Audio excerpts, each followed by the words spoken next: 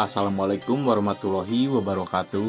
Halo semuanya, perkenalkan nama saya Lutfi Zahar dengan NIM 152100100. Ini adalah tugas membuat video dengan tema korupsi yang dilakukan untuk mengerjakan tugas bahasa Indonesia. Indonesia, tanah air kita tercinta.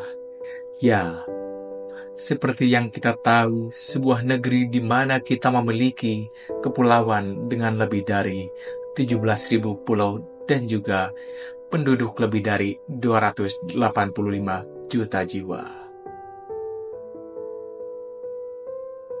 Indonesia punya sejarah yang agung, perjuangan berdarah melawan para penjajah, pengorbanan tanpa pamrih dari pahlawan hingga akhirnya pada tanggal 17 Agustus 1945, kita bisa merdeka. Proklamasi.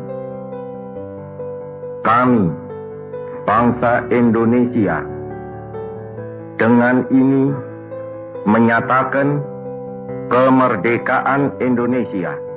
Akan tetapi, di balik semua potensi itu, di balik keindahan yang sering kita banggakan, ada satu luka yang akan terus menganga. Sebuah warisan yang tak pernah kita minta, tapi terus kita pelihara.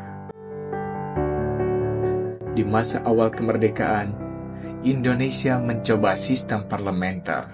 Namun, karena ketidakstabilan politik, kita memasuki era demokrasi dengan terpimpin di bawah Soekarno.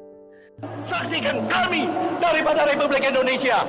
Kami hormati apa yang kami tanda tangani. Kami hormati. Di mana suara rakyat mulai dibatasi. Lalu datanglah Orde Baru. Di bawah kepemimpinan Soeharto dengan berkedok stabilitas pembangunan dan penuh represi dan pembungkaman. De koningin en prins en president en mevrouw Suharto terug op het bordes voor een eerste min of meer officiële foto. Pemilu hanyalah formalitas, kritik dianggap ancaman. Pada tahun 1998, Indonesia mengalami reformasi. Demokrasi kembali mendapat tempat, rakyat kembali bisa memilih pemimpinnya, kebebasan berpendapat mulai hidup. Dari jabatan saya sebagai Presiden Republik Indonesia, terhitung sejak saya bacakan pernyataan ini pada hari ini, Kamis 21 Mei 1998. Disinilah kita kembali dihadapkan pada satu masalah lama. Ya, korupsi. Penyakit yang menggerogoti negeri ini tidak terlihat dari luar tapi nyata dampaknya. Ia mencuri hak rakyat, ia menunda pembangunan, ia menjauhkan keadilan, ia membuat yang kaya semakin kaya dan yang miskin makin tak berdaya. Dari masa ke masa, dari generasi ke generasi, korupsi seolah-olah menjadi tradisi yang diwariskan. Bukan lagi sembunyi-sembunyi, kadang malah dengan bangga dipamerkan. Tentu kita sering bertanya, kenapa Indonesia belum maju? Ya, mungkin jawabannya bukan karena kita kurang pintar, bukan karena kita kurang sumber daya, akan tetapi karena terlalu banyak yang lebih mencintai kekuasaan daripada rakyatnya sendiri.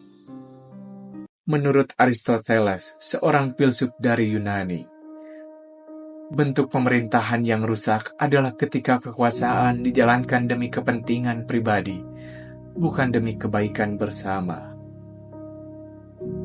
Aristoteles percaya bahwa karakter moral individu sangatlah menentukan nasib negara.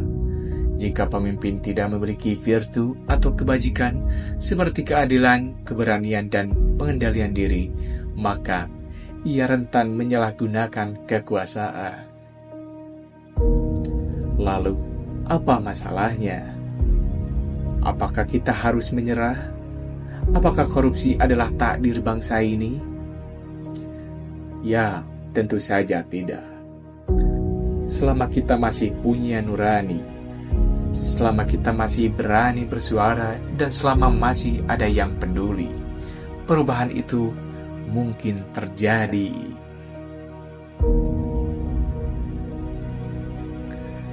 Akan tetapi, mau sampai kapan? Tapi, apakah ini takdir?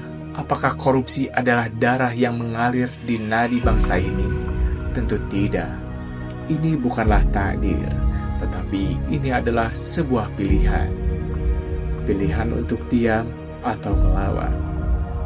Pilihan untuk ikut bermain atau membongkar sistem yang rusak.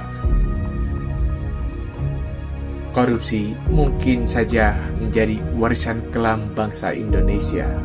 Akan tetapi, masa depan masih kita bisa tulis dengan tinta kejujuran.